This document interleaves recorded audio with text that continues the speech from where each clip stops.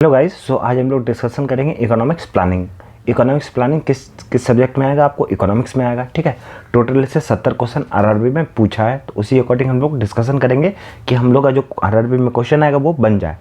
अभी आपका आरआरबी का बहुत सारा एग्जाम है, प्री होगा, मेंस होगा। ठीक है, ऐसा नहीं बोलते हर एग्जाम में एक एक क्वेश्चन आएगा, लेकिन आप ओवरऑल जितना अभी से लेके अगले 5-6 मंथ में जितना भी आरआरबी का एग्जाम देंगे, आप मान के चलिए 3 से 4 क्वेश्चन इस पूरे टॉपिक से आपको अलग अलग जगह देखने के लिए मिल सकता है। ठीक है, इसको हम लोग बहुत ज़्यादा फैक्चुअल नहीं करेंगे। ठीक है, बहुत लोग क्या करते हैं, प्लानिंग जब आप आगे पढ़ेंगे, आप लोग ये जरूर पढ़ेंगे, कहीं ना कहीं इकोनॉमिक प्लानिंग जरूर पढ़ेंगे, लेकिन इस चीज़ को इतना फैक्चुअल कर देते हैं कि आपको याद करना ही टफ हो जाता है। ठीक है, तो चलिए हम लोग डिस्कशन करते हैं क्या होता है इकोनॉमिक प्लानिंग। हम लोग अपना इकोनॉमिक्स का प्लानिंग करेंगे, क्योंकि हम लोग जब आज़ाद हुए 1947 में, तो हम लोग के पास पैसा बहुत कम था। हम लोग के पास खाने के लिए पैसा नहीं था। ठीक है, हम लोग के पास पैसा ही नहीं था, बहुत मतलब पर कैपिटा इनकम बहुत लो था। ठीक है, तो उसके लिए एक प्लानिंग करने का ज़रूरत था कि इकोनॉमिक प्लानिंग करेंगे। तो प्लानिंग कमीशन बनाया गया। प्लानिंग कमीशन बनाया गया, उसके जवाहरलाल नेहरू उसके चेयरमैन थे। तो जवाहरलाल नेहरू प्राइम मिनिस्टर थे, वो लोग मिलकर डिसीजन लिए चलो एक कमीशन बनाते हैं। ठीक है, तो कमीशन बनाए, तो उसमें प्लानिंग कमीशन बनाए। तो ये कौन सा बॉडी है? एक्स्ट्रा कॉन्स्टिट्यूशनल बॉडी है। ठीक है, तो देखिए टोटल जब आप पॉलिटी पढ़ेंगे तो उसमें पढ़ेंगे कि टोटल 3 तरह का बॉडी होता है। एक कॉन्स्टिट्यूशनल बॉडी, एक स्टैट्यूटरी बॉडी, और एक होता है एक्स्ट्रा कॉन्स्टिट्यूशन बॉडी। ठीक, तो कॉन्स्टिट्यूशन बॉडी मतलब कॉन्स्टिट्यूशन में लिखा हुआ है, जैसे इलेक्शन कमीशन कॉन्स्टिट्यूशन के बारे में लिखा हुआ है, चीफ जस्टिस कॉन्स्टिट्यूशन में लिखा है, तो कॉन्स्टिट्यूशन बॉडी है। ठीक, स्टैट्यूटरी बॉडी जो कि एक कानून पास करके बना दिया गया। ठीक, जैसे आरबीआई आपको आरबीआई एक्ट 1934 के अकॉर्डिंग बना दिया, तो वो आरबीआई एक स्टैट्यूटरी बॉडी हो गया। ठीक है, तो वो किसी जो कोई एक्ट से बनाया गया वो स्टैट्यूटरी बॉडी हो गया। ठीक, और एक्स्ट्रा कॉन्स्टिट्यूशनल बॉडी वो हो गया जिसको आप लोग सिंपल बैठ के मतलब डिसाइड किए कि हम लोग को एक कमेटी बनाना है और वो बना लिए। ठीक है, ये एग्जीक्यूटिव पावर का यूज़ करके, जैसे मान लीजिए कैबिनेट बैठा, तो एक ही पार्टी का होता है कैबिनेट, तो कैबिनेट बैठा और बोला कि चलो हम लोग एक कमीशन बनाएंगे, एक कमेटी बनाएंगे, जिससे कि हम लोग के देश में सुधार होगा। ठीक है, तो वो आपको एक्स्ट्रा कॉन्स्टिट्यूशनल बॉडी हो जाता है। ठीक है, तो simple planning commission is an extra constitution body. ठीक है, तो इसको तो मतलब जो सरकार में था वो लोग मिलकर डिसाइड किए कि हम लोग को प्लानिंग कमीशन बनाना चाहिए। ठीक, इसका ये कब बना? 15 मार्च 1950 को। चेयरमैन कौन होते हैं इसके? प्राइम मिनिस्टर होते हैं। तो जिस टाइम में जो भी प्लानिंग कमीशन है, उस टाइम के जो प्राइम मिनिस्टर थे वो चेयरमैन हो जाते थे। फर्स्ट डिप्टी चेयरमैन कौन थे? गुलजारी लाल नंदा। और फर्स्ट चेयरमैन कौन थे प्लानिंग कमीशन के? जवाहरलाल नेहरू। ठीक है, ये कंकरेंट लिस्ट में आता है। फिर से आपको 3 लिस्ट होता है, union list, state list, concurrent list. ठीक, यूनियन लिस्ट जिसपे सिर्फ यूनियन कानून बना सकता है, स्टेट लिस्ट जिसपे स्टेट कानून बना सकता है, और कॉन्करेंट लिस्ट जिसमें तीनों मिलके अपना डिस्कशन करके एक ये कर सकते हैं, डिसीजन ले सकते हैं। तो प्लानिंग कमीशन कंकरेंट लिस्ट है। क्यों? क्योंकि इसमें सिर्फ प्राइम मिनिस्टर ही नहीं होता, इसमें हर अलग अलग राज्य के आपके सीएम भी होते हैं, अलग अलग जगह का सेक्रेटरी भी होता है, तो बहुत लोग इन्वॉल्व होते हैं। ठीक है, तो ये एक तरह से कंकरेंट लिस्ट है। ठीक, और ये रिप्लेस किया गया नीति आयोग से कब? 1 जनवरी 2015 को। मतलब 1 जनवरी 2015 से आपको नीति आयोग, जिसको थिंक टैंक बोलते हैं, ठीक है, वो 1 जनवरी 2015 में आ गया, प्लानिंग कमीशन हट गया। तो जब नीति आयोग हो जाएगा तो उसका चेयरमैन कौन होगा? नरेंद्र मोदी होंगे, क्योंकि वही प्राइम मिनिस्टर है। ठीक है, प्राइम मिनिस्टर जवाहरलाल नेहरू कब से कब तक प्राइम मिनिस्टर थे? 47 से 64 तक, जब तक वो जिंदा थे। तो वो टोटल 3 प्लानिंग कमीशन जब तक बना था तब तक वो प्राइम मिनिस्टर थे, तो वो 3 बार चेयरमैन बने थे टोटल प्लानिंग कमीशन के। ठीक है, तो अगर सिंपल सा बात है, आपको मतलब ये 5 पॉइंट आपको पता होना चाहिए। प्लानिंग कमीशन कॉन्स्टिट्यूशन बॉडी है, 15 मार्च 1950 को बना था, chairman prime minister, deputy chairman first Gulzari Lal Nanda, concurrent list होता है, और रिप्लेस किया गया नीति आयोग से 1 जनवरी 2015 को। ठीक है, चलिए अब आते हैं नेक्स्ट टॉपिक पे, नेशनल डेवलपमेंट काउंसिल। ठीक है, नेशनल एनडीसी बनाया गया, तो इसी से कनेक्ट है, प्लानिंग कमीशन से ही कनेक्ट है आपको एनडीसी, नेशनल डेवलपमेंट काउंसिल। ठीक, ये भी सिंपल है, कॉन्स्टिट्यूशन बॉडी है, और 6 अगस्त 1952 को बनाया गया, और चेयरमैन इसके भी प्राइम मिनिस्टर होंगे। ठीक है, तो सिंपल सा बात है कि आप 2 साल बाद ये बन गया आपको, ठीक है। तो आपसे सिंपल पूछेगा कि प्लानिंग कमीशन कब बना, 15 मार्च 1950 को। एनडीसी कब बना, 6 अगस्त 1952 को। इससे ज़्यादा क्वेश्चन वो पूछेगा ही नहीं, ठीक। एक पीसी महालनोबिस एक पर्सन थे, उनके बारे में हम लोग को जानना चाहिए 2 चीज़। ये फादर ऑफ इंडियन स्टैटिक्स के इनको फादर माना जाता है, और आर्किटेक्ट ऑफ इंडियन प्लानिंग, मतलब इंडियन इकोनॉमिक प्लानिंग का इनको एक आर्किटेक्ट माना जाता है, ठीक है। सिंपल सा बात है, समझ गए। ये 2 बार आरआरबी में पूछा गया है, ये 1 बार पूछा गया। तो father of Indian statics PC Mahalanobis, architect of Indian planning बोलेगा तो पीसी महालनोबिस। और जो हम लोग का सेकेंड 5 ईयर प्लान होगा ये इन्हीं पे आधारित होगा, ठीक है। तो चलिए, ये सिंपल सा हम लोग समझ गए, बेसिक चीज़ देख लिए। अब हम लोग 5 ईयर प्लान पढ़ेंगे। तो टोटल 12 5 ईयर प्लान आया, टोटल 12 5 ईयर प्लान आया, ठीक है। तो जो फर्स्ट प्लान था 1951 से 1956, ये आपको डेट के साथ याद होना चाहिए। 1950 में आपको क्या बन गया, प्लानिंग कमीशन हो गया। तो 51 से 56 तक का प्लानिंग कमीशन बोला कि चलो हम लोग 5-5 साल का गोल बनाएंगे, 5 साल का हम लोग ये टारगेट रखेंगे और अचीव करेंगे।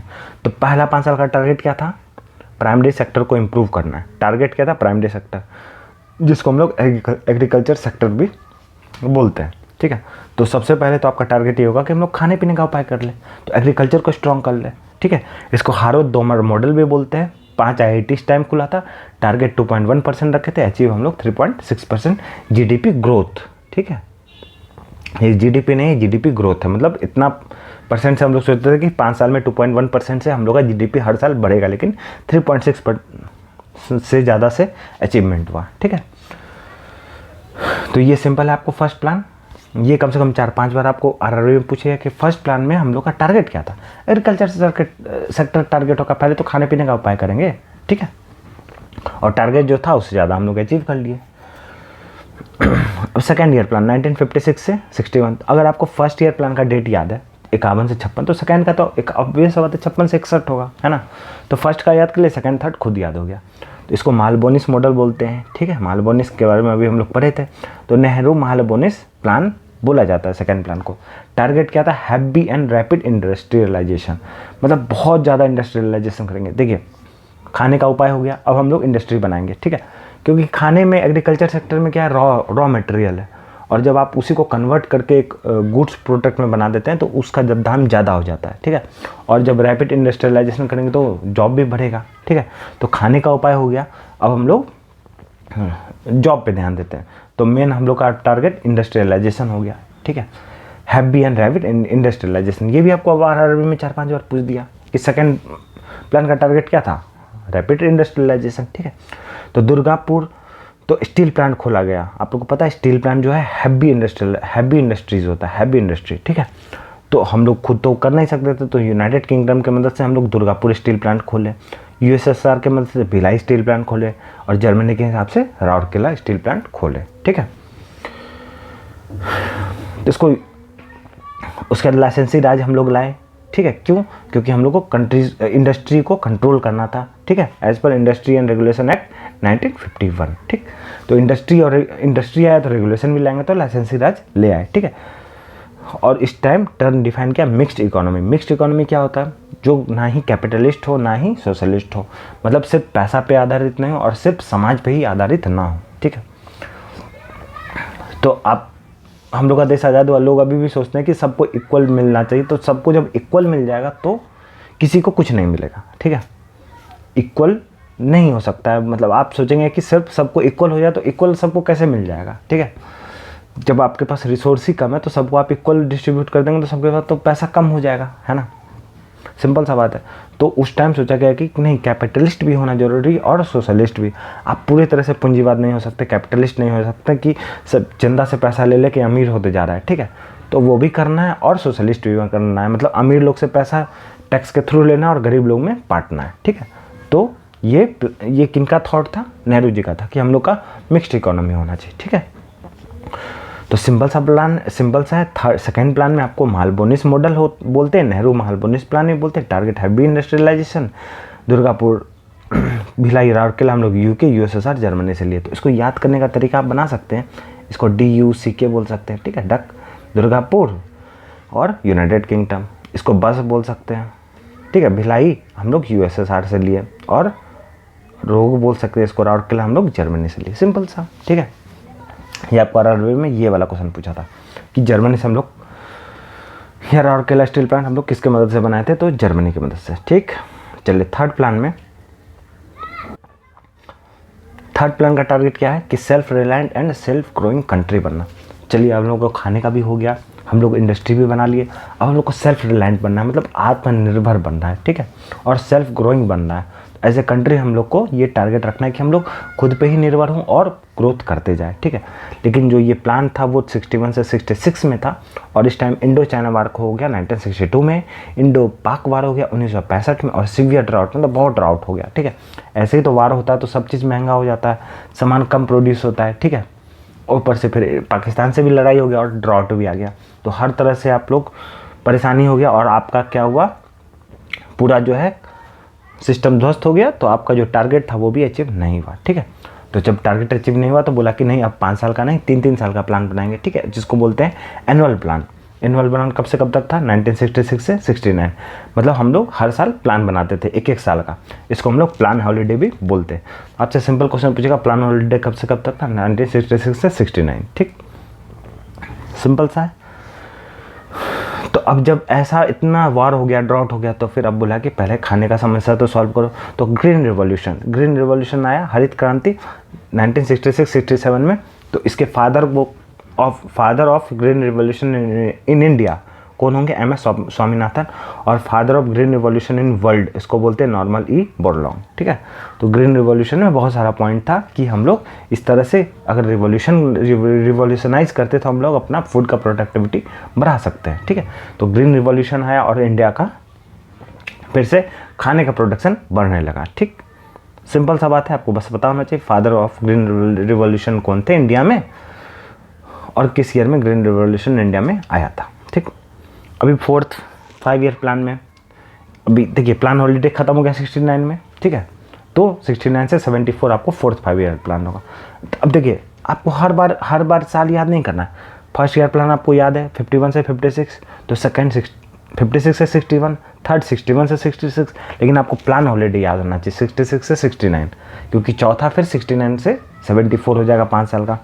तो इसमें एक ही प्रोग्राम लॉन्च किए थे, ड्रॉट प्रोन एरिया प्रोग्राम, ठीक है, 1969 से 74।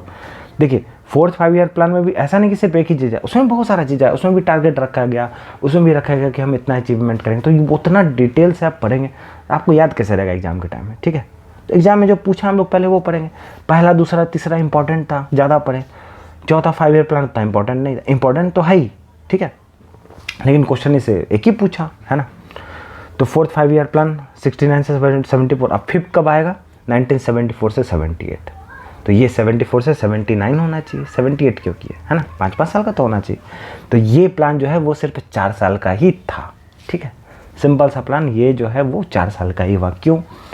क्योंकि जो हमारी इंदिरा गांधी है वो हार गई थी, ठीक है, मोरारजी देसाई का सरकार आ गया, वो बोला कि नहीं प्लानिंग ये सब प्लान कमीशन फालतू है, हटाओ इसको। तो 4 साल तक ही रहा, 1978 में वो जीते मोरारजी देसाई और बोले कि ये प्लान हटाओ, तो वो प्लान सिर्फ 4 साल का ही हो पाया, ठीक है।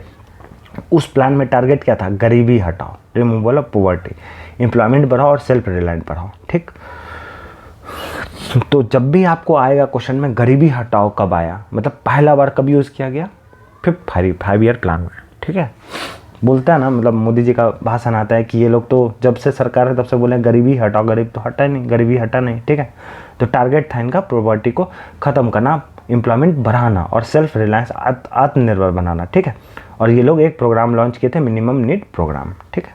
तो 5 ईयर प्लान में यही था। आपसे पूछेगा कि कौन ऐसा 5 ईयर प्लान था, तो 4 साल का ही था, तो 5th वाला था, है ना, सिंपल सा है। तो फिर 78 से 80 तक कौन सा प्लान आया, रोलिंग प्लान, ठीक है। अब प्लान हॉलीडे फर्स्ट वाला आया था, इस बार रोलिंग प्लान आया अंडर मोरारजी देसाई 1978। तो मोरारजी देसाई बोले कि नहीं हम भी एनुअल प्लान बनाएंगे, तो उसको रोलिंग प्लान। अब इसको रोलिंग टर्म क्यों बोलते हैं, ठीक है, उसका एक मतलब है, रोलिंग क्यों बोलते हैं, ठीक है। तो ये लोग क्या करते थे कि 15 साल का प्लान बनाए, ठीक, फिर बोलते थे चलो हम लोग 15 साल में ये कर लेंगे, फिर हम लोग 5 साल का प्लान बनाए, फिर हम लोग 1 साल का प्लान बनाए, ठीक है। तो ये रोल करते थे, ठीक है, पहले 5 साल 15 साल का प्लान करते थे, फिर 5 साल का, फिर सोचते थे 1 साल में मैक्सिमम कितना अचीव कर सकते हैं, ठीक है। तो इस तरह से ये प्लान क्या होता था, रोल होता था, ठीक है। तो ये लोग एक साल का टारगेट फिक्स करके अपना काम कर रहे थे, ठीक है। फिर से इंदिरा जी आ गए 1980 में और बोले कि हम 80 से फिर से अब प्लान कमीशन वापस से स्टार्ट हो गया। तो 80 से 85 आपको फिर से टारगेट कहता है रिमूवल पॉवर्टी। सिंपल सा क्वेश्चन दोनों बार आरआरबी में पूछा कि removal of poverty 6th plan में भी आया और 5th प्लान में भी आया, ठीक है। पहला बार 5th प्लान में आया, आपको कभी भी क्वेश्चन में 2 बार नहीं देगा, ठीक है। और अगर आपको दे दे गरीबी हटाओ तो सिंपल 5th प्लान, ठीक। 6th प्लान में भी टारगेट हम लोग का क्या था, रिमूवल ऑफ पॉवर्टी। अभी 7th प्लान ये 80 से 85 हुआ, तो ये 86 से 85 से 90 हो जाएगा, फिर से 5 साल का, ठीक है। तो इसमें क्या क्या इंक्रीज फूड प्रोडक्टिविटी, मतलब फूड प्रोडक्टिविटी हम लोग पढ़ाएंगे, एम्प्लॉयमेंट अपॉर्चुनिटीज़ हम लोग पढ़ाएंगे, ठीक है। ये टारगेट था कि अब हम लोग मतलब प्रोडक्टिविटी पढ़ाएंगे और एम्प्लॉयमेंट अपॉर्चुनिटी भी बढ़ाएंगे। और जो हिंदू ग्रोथ रेट का जो बैरियर था वो हम लोग इस बार क्रॉस कर दिया, मतलब 3% से ज़्यादा से ग्रोथ हुआ। अब हिंदू ग्रोथ रेट क्या है, ठीक है। हिंदू ग्रोथ रेट ये है, जो एक राजकृष्णा जी थे वो ये टर्म यूज़ किए, ये कोई हिंदू के लिए यूज़ नहीं किए, हिंदू मुस्लिम के लिए नहीं यूज़ किए थे।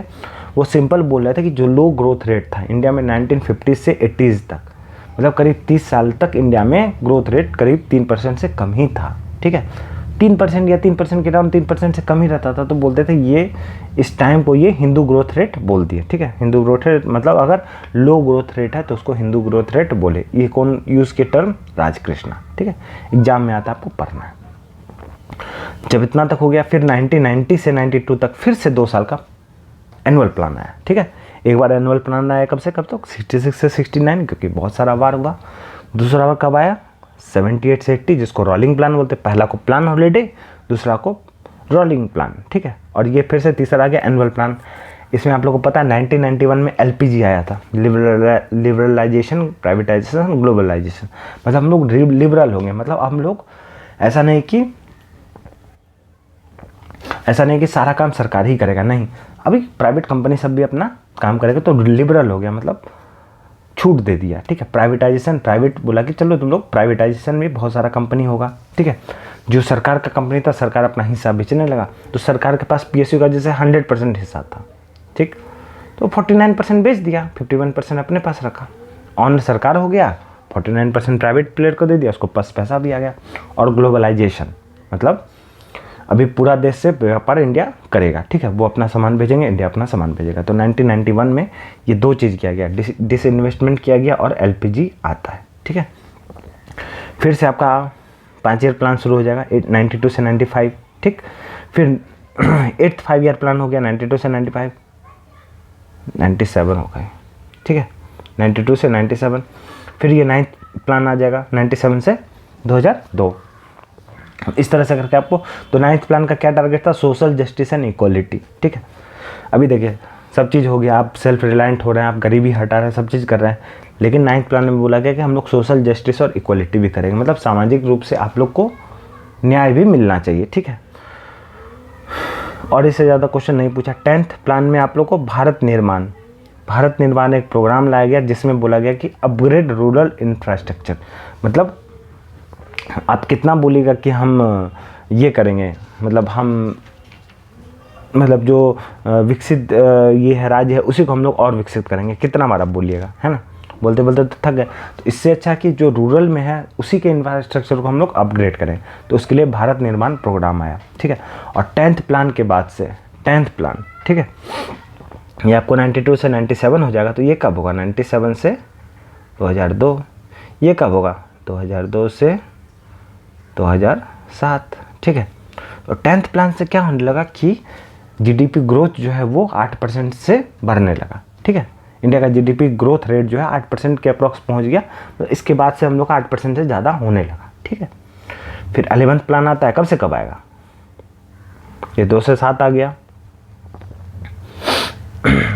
7 से 11 हो जाएगा, है ना। ये 11th प्लान सिंपल, तो ये आप लोग से नहीं पूछा, इसमें 11th प्लान से कोई भी क्वेश्चन नहीं पूछा, ठीक है। ये 7 से 12 हो गया, 5 साल है ना, 7 से 12, ठीक। फिर 12 से 17 जो आखिरी प्लान था, 12वां प्लान था, ठीक है। उसमें टारगेट क्या था, faster sustainable and more inclusive growth, ठीक। ये डेट याद रखना आपको, कम से कम 2 बार 3 बार पूछा कि 12वां प्लान कब खत्म हुआ, तो 17 में खत्म हो गया। 12 से 17 तक चला 12वां प्लान। टारगेट क्या था, फास्टर, हम लोग फास्ट मूवमेंट करें, सस्टेनेबल मूवमेंट और मोर इंक्लूसिव ग्रोथ, मतलब सबका ग्रोथ, ठीक है। तो ये टोटल आपको 12 5 ईयर प्लान पता होना चाहिए, ठीक है। अब आप बुक लेके पढ़िएगा और उसमें इतना सारा डेटा दिया हुआ, उसको आप पढ़ते जाइएगा और आप भूल जाइएगा, ठीक है। लेकिन इसमें इतना कम डेटा लिया गया, सिर्फ जो आरआरबी में क्वेश्चन पूछा जाता है उसी का वही क्वेश्चन लिया गया, ठीक है। उसी टाइप से बनाया गया, ठीक। और बेसिक चीज़ भी आपको पता चल रहा है, ठीक है। आपको फर्स्ट प्लान का डेट याद हो रहा है, लास्ट प्लान का डेट याद हो रहा है, पहला दूसरा कौन सा प्लान बोलते हैं उसको, ठीक है, क्या टारगेट था, ठीक है। कब ड्राउट आया, कब एनुअल प्लान आया, कब रोलिंग प्लान आया, कब आपको फिर से एनुअल प्लान आया, कब डिसइन्वेस्टमेंट हुआ, ठीक है। कब कौन सा टारगेट था, कब हम लोग फर्स्ट टारगेट आपको याद होना चाहिए 2.1% से 3.6% हम लोग अचीव कर लिए, ठीक है। उसके बाद भी हम लोग हर बार टारगेट सेट करते थे और अचीव जो भी करते थे वो आपको वो सारा याद नहीं करना है, ठीक है। एग्जाम में नहीं पूछेगा, ठीक। हम लोग नीति आयोग के बारे में पढ़ लेते हैं, ठीक है। रेलवे में नीति आयोग के बारे में ज़्यादा क्वेश्चन पूछा ही नहीं है, ठीक। तो नीति आयोग कब बनता है आपको, 1 जनवरी 2015 को, ठीक है। तो नीति आयोग इसको क्या बोलते हैं, इसका फुल फॉर्म क्या है, national institution for transforming India, ठीक। इसको think tank of the government बोलते हैं, ठीक। उसके बाद ये बात करता है बॉटम अप अप्रोच, ये बात करता है बॉटम अप अप्रोच। इसका मतलब पहले जो था टॉप डाउन अप्रोच था, मतलब प्लानिंग कमीशन को बोलता है टॉप डाउन अप्रोच। मतलब वो लोग ऊपर से प्लानिंग बनाते थे, मतलब बड़ा प्लान बना कि अब ऊपर से सबको मदद मिलेगा। ये लोग बॉटम अप अप्रोच, मतलब बोलते थे कि नहीं, हम लोग नीचे को विकास करेंगे तो ऊपर अपने आप होते जाएगा, तो नीचे से ऊपर देखते हैं, ठीक है। बोलने के लिए बॉटम अप अप्रोच इसको बोलते हैं, ठीक है। कि नीचे से, मतलब अब आप ही सोचिए, इंडिया का सबसे गरीब आदमी अगर उसका सालाना इनकम 5 लाख है तो सबका बढ़ जाएगा ना, है ना। तो बॉटम से हम लोग ऊपर देख रहे हैं, तो ये इसका टारगेट है बॉटम अप अप्रोच, ठीक है। तो ये 5 साल का रोड मैप एक तरह से तैयार करता है, सिंपल सा, ठीक। इसका हेडक्वार्टर कहाँ है, न्यू दिल्ली में। इसके चेयरमैन कौन होंगे, नरेंद्र मोदी। वाइस चेयरमैन कौन है अभी, सुमन बेरी। और सीईओ कौन है, बीवी सुब्रमण्यम, ठीक। सिंपल सा, इतना नीति आयोग के बारे में आप लोग पढ़ लेंगे, इससे ज़्यादा क्वेश्चन एग्जाम में नहीं पूछेगा, ठीक है। 22-23 मिनट में पूरा प्लानिंग कमीशन खत्म हो गया, ठीक है। अब आप सोचेंगे हम एक बार लेक्चर देख ले और हमको सारा याद हो जाए, वो नहीं होगा, ठीक। सिंपल सा नहीं होगा। कोशिश कीजिए कि हर दिन 2-3 प्लान देखेंगे, 3 प्लान देखेंगे, 4 दिन में प्लान हो जाएगा, ठीक है। और जितना इसमें लिखा हुआ है बस आप उतना, कम से कम उतना पूरा याद होना चाहिए, ठीक है। अब आप सोचेंगे कि नहीं इतना तो मिनिमम, इससे तो कुछ नहीं होगा, एग्जाम में नहीं होगा। कम से कम पहले इतना तो याद कर ले, ये डेटा थोड़ी ना चेंज हो जाएगा, ठीक है। और आप दूसरे एग्जाम का पढ़ रहे हैं, आप प्रीवियस ईयर देख रहे हैं, बोल रहे हैं कि अरे ये तो इसमें बार पूछा गया तो हम ऐड कर लेंगे, थोड़ी ना बोल रहा है कि आप ऐड नहीं कर सकते बाद में, ठीक है। तो पहले आप इतना प्रिपरेशन कर लीजिए, इतना कम टाइम में। ये कम से कम ये टॉपिक कम से कम 2-3-4 घंटे में पढ़ाया जा सकता है, और सारा प्लान को हम 10 मिनट 15 मिनट में डिस्कशन करके समय खराब कर सकते हैं। एग्जाम में आपका क्वेश्चन बनेगा नहीं, ठीक है। अभी डिसइन्वेस्टमेंट ऑफ पीएसयू 2 बार पूछा है, 1991 में हुआ, 2 बार पूछा, ठीक है। ये पता नहीं और पूरा हिस्ट्री हमको पता है, ठीक। ये समझ में आ गया। और एकदम, और आप जो मेरा इंडियन पॉलिटी का लेक्चर मेरा चल रहा है ऑलरेडी यूट्यूब पे, वो आप फॉलो कीजिए। और अगर आप आरआरबी तक उसको फॉलो कर रहे हैं और जितना तक सिलेबस कंप्लीट होगा मेरा, या फिर पूरा कंप्लीट हो जाएगा, आप एक बार आरआरबी का एग्जाम दीजिएगा और आप देखिएगा कि आपका कितना क्वेश्चन बन जाता है, ठीक है। अगर आप एक जगह से पर, एक तो मेरा मिनिमम पॉइंट है, ठीक। इस पूरे 25 मिनट में हम 25 पॉइंट डिस्कस किए हैं, ठीक है। 25 या 30 या 40 पॉइंट डिस्कस किए, तो 40 पॉइंट याद कर लिया, आपका एक टॉपिक प्रिपेयर हो गया, ठीक है। अब आप कहीं बुक पढ़ने जाएंगे, किसी और से पढ़ने जाएंगे, 2 घंटा 3 घंटा में पढ़ाएगा और आपको क्वेश्चन भी उतना ही बनेगा, ठीक है। वैसे ही इंडियन पॉलिटी में भी टू द पॉइंट पढ़ाएं कम टाइम में, वो आप लोग उसको देखिए। कम से कम उतना डेटा अगर आप लोग को याद है, उसके ऊपर तो कितना भी कर सकते हैं, ठीक है। कम से कम उतना याद है तो भी आपका मतलब अच्छा खासा क्वेश्चन, मतलब आप टोटल आरआरबी में एग्जाम दे रहे हो और इंडियन पॉलिटी में हर एग्जाम में 5-5 क्वेश्चन आ रहा है, आप 6 एग्जाम दे रहे हैं, 30 क्वेश्चन आ रहा है, तो 30 में से अगर आपका 20 बन जाएगा, ठीक है, उतना कम इन्वेस्टमेंट करके, तो क्या दिक्कत है। उसके बाद आप और पढ़ते जाइए, किताब पढ़ते जाइए, ऐड करते जाइए, ठीक है। आप 100 घंटा का सिर्फ आप एक लेक्चर देख रहे हैं तो कहाँ से कंप्लीट होगा भाई। सिर्फ एक सब्जेक्ट इंडियन पॉलिटी 100 घंटा पढ़ रहे हैं तो दूसरा सब्जेक्ट कब पढ़ पाइएगा। इसको 10-15 घंटा में ऐसा प्रिपेयर कर ले कि हमसे 70% क्वेश्चन बन जाए, ठीक है। फिर समय मिलेगा तो हम उसको ऐड करते जाएंगे। हम थोड़ी बोल रहे हैं कि आपको इतना ही पढ़ना है, इससे ज़्यादा नहीं पढ़ सकते। कौन बोल रहा है। अभी जैसे ये आपको ये जो 4th ईयर प्लान है, ठीक है, 4th ईयर प्लान, इसमें आपको 12 RRB भी हुआ, ठीक है। RRB सब बनाया गया, बैंक को नेशनलाइज किया गया, बहुत सारा इंपॉर्टेंट चीज़ है। ऐसा नहीं कि फालतू पॉइंट, इंपॉर्टेंट चीज़ है, ठीक है। मतलब समझ रहे हैं, बैंक का नेशनलाइजेशन हो जा रहा है 4th 5 ईयर प्लान में, लेकिन RRB में नहीं पूछा है तो हम ऐड नहीं किए, है ना। ये तो RRB के लिए बना रहे हैं। अब SSC में पूछा गया तो हम ऐड कर लेंगे उसको। अब BPSC में पूछा गया तो हम उसको फिर से ऐड कर लेंगे। तो मेरा नोट्स कम से कम ये तो आपको पता होगा 4th 5 ईयर प्लान कब से कब तक था। अब आप आधे लोग से पूछेंगे तो उनको पता ही नहीं 4th 5 ईयर प्लान कब है, ठीक है। एनुअल प्लान के बाद 4th 5 ईयर प्लान आया, उनको पता ही नहीं है। प्लान हॉलीडे के बाद 4th आया, फिर 5th आया, ठीक है। बेसिक टारगेट गरीबी हटाओ कब आया, फिर 5 ईयर प्लान में। ये मोस्ट इंपॉर्टेंट क्वेश्चन है, ठीक है। आपको कन्फ्यूजन हो गया जब एग्जाम में जाएंगे तो आपको याद ही नहीं आएगा गरीबी हटाओ किस में था, 4th में था कि 5th में था, ठीक है। ये लेक्चर आप एक बार 2 बार देखिए, आराम आराम से आप नोट्स बना सकते हैं। और जो आपको जितना 5 पॉइंट 10 पॉइंट ही आज याद हुआ तो हम आज 10 पॉइंट ही याद करेंगे, ठीक है। कोई ज़बरदस्ती नहीं, आज ही ख़त्म कर देंगे, ठीक है। चलिए मिलते हैं नेक्स्ट लेक्चर में। Have a nice day.